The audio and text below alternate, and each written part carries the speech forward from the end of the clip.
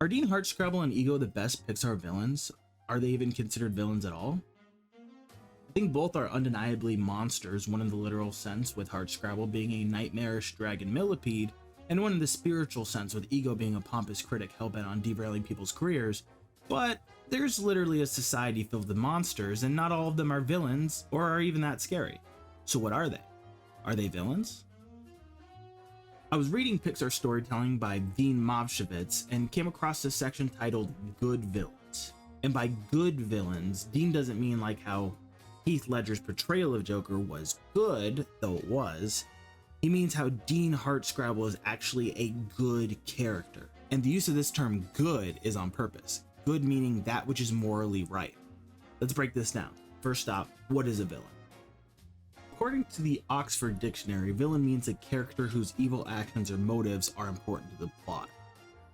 We're going to focus on this part of the definition, the evil actions or motives. That part brings to question, are characters whose actions are deemed evil, but those actions are not done with evil motivation, considered a villain?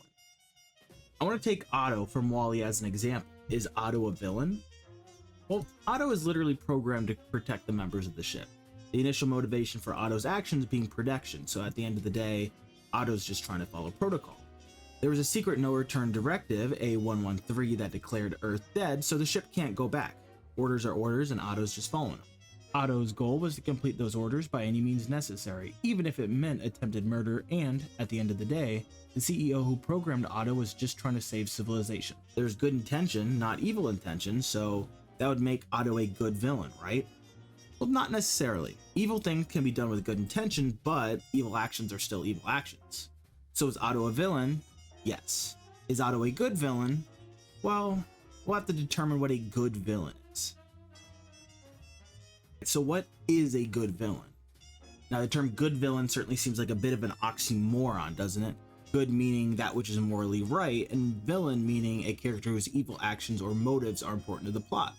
So how does this work?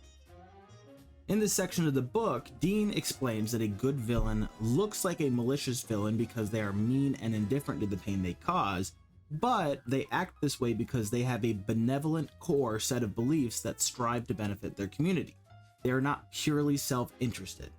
So to explain further, let's dig into the example Dean gives from the book, Anton Ego. Anton Ego is a perfect example of a good villain because he does not care whose career he destroys or what restaurant goes under because of him.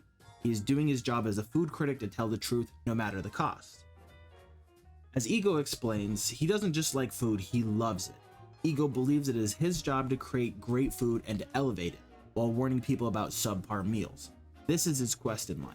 Yes, he's extremely pompous and arrogant, which is why when Gusteau's restaurant becomes popular again, he is irked. It's a bad restaurant. Why would it be popular again? Gusteau has finally found his rightful place in history, right alongside another equally famous chef, Monsieur Boyardee. Touché. That is where I left it. That was my last word. The last word. He isn't out to destroy Linguini and Remy. He actually becomes their savior later when they prove their worth to him and when they offer him a chance to make the world better by promoting good food and culinary talent. Ego has integrity that goes past self-serving actions.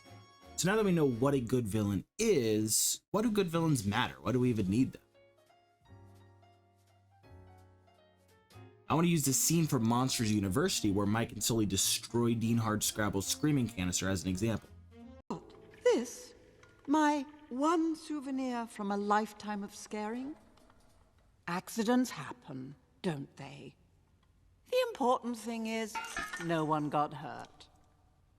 You're taking this remarkably well. Now, let's continue with the exams. Imagine if instead of keeping her cool and giving them a chance to prove themselves on the spot, she went the Hopper route and... how would this have landed with the rest of the class? They'd all be terrified. Fundamentally, both Hopper and Hardscrabble rule with fear and intimidation, but these feelings are both different in implementation and in response. With Hopper, you genuinely fear for your life, but with Hardscrabble, you get an air of greatness. She has that authoritative respect, and with it, she commands the room. Dean Hardscrabble acts as the final boss for Mike and Sully as someone they need to win the admiration of if they ever have hopes of furthering themselves in their career as scarers.